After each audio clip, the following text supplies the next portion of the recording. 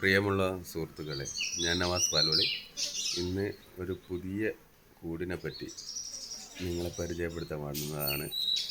നമ്മളെ വീടുകളിൽ നമ്മൾ പ്രാവിനെയും കിളികളെയൊക്കെ കൂട് വെച്ച് വളർത്തുമ്പോഴും അതിലേക്ക് ഒരു അതിഥിയായിട്ട് കടന്നു വരുന്ന ഒരു ഇനം തേനീച്ചയാണ് ഞൊടിയൽ.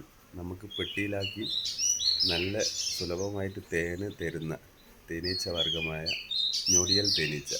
അതിൽ രണ്ട് ഞൊടിയലുണ്ട്, കരിഞ്ഞ ഞൊടിയലുണ്ട്, വെള്ള ഞൊടിയൽ. ഇത് വെള്ള ഞൊടിയൽ. ഒന്നിൽ കൂടുതൽ അടകൾ കെട്ടി വസിക്കുന്ന തേനീച്ച ഇനമായ ഞൊടിയൽ തേനീച്ച ഒന്ന് കാണിച്ചു തരാൻ. ഇതൊരു കിളിയുടെ കൂടാണ്. മുട്ടയിടാൻ വേണ്ടിയിട്ട് ഉണ്ടാക്കിയ കൂട് എന്ന് പറഞ്ഞാൽ മുട്ട ഇടാൻ വേണ്ടി അടയിരിക്കാൻ വേണ്ടി അവർ ഒരു വീട്ടിൽ ഉണ്ടാക്കി വെച്ച കൂടാണ്. അവരെ കുത്തിയിട്ട് അവർ എനിക്ക് തന്നതാണ്. ഇത് ഞാൻ ഈ വീഡിയോ നിങ്ങളെ കാണിക്കുന്നതെന്ന് പറഞ്ഞാൽ ഇതിൽ ഫുള്ള് തേനീച്ചയാണ്. നമ്മളെ വീട്ടിൽ ഉണ്ടാകുന്ന തേനീച്ചകളെ നമ്മൾ പെട്ടെന്ന് കത്തിച്ച് കളഞ്ഞ് അതിനെ നഷ്ടപ്പെടുത്തുക, ആ ക്വാളിറ്റിയെ നഷ്ടപ്പെടുത്തുക ചെയ്യുന്നത്. നമ്മളൊരു ഒരു കുത്ത് കിട്ടുമ്പോഴത്തേക്ക്, ഒരു ഞൊടിയൽ തേനീച്ചയുടെ ഒരു കുത്ത് കിട്ടുമ്പോഴത്തേക്ക് നമ്മൾ കിളികളെ എങ്ങനെയാണോ കാണുന്നത് അതുപോലെ തന്നെ തേനീച്ചയെ കണ്ടാൽ നമുക്ക് നമ്മളെ വീട്ടിൽ നല്ല കൂടുതൽ കോളനികളായിട്ട് ഇത് ഉൽപ്പാദിപ്പിച്ചു. ഒരു കോളനി നമ്മളെ വീട്ടിലുണ്ടെങ്കിൽ ഒരു വർഷത്തിൽ 3-4 കോളനി ആക്കി നമുക്ക് മാറ്റാം.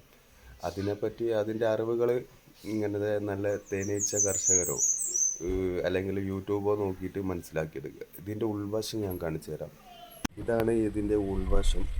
ഒന്നിൽ കൂടുതൽ അട കെട്ടിയിട്ട് വസിക്കുന്ന ഇനമായ തേനീച്ച, ഞൊടിയൽ തേനീച്ച. ഇത് കാണാം. ഒന്നിൽ കൂടുതൽ അട കെട്ടിയിട്ട് 5 അടയുണ്ട്. 3, 2, 5 അടകൾ ഈ കൂട്ടിലുണ്ട്.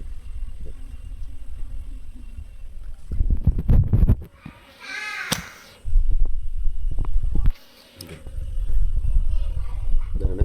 നിങ്ങളെ സപ്പോർട്ട് ഉണ്ടാവണം. ഷെയർ ചെയ്യുക, ലൈക്ക് ചെയ്യുക, സബ്സ്ക്രൈബ് ചെയ്യുക.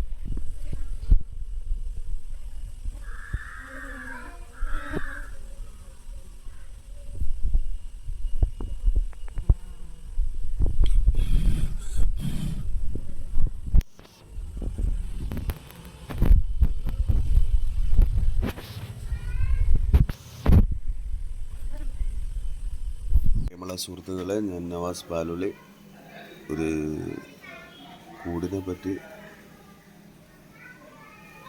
മുന്നിൽ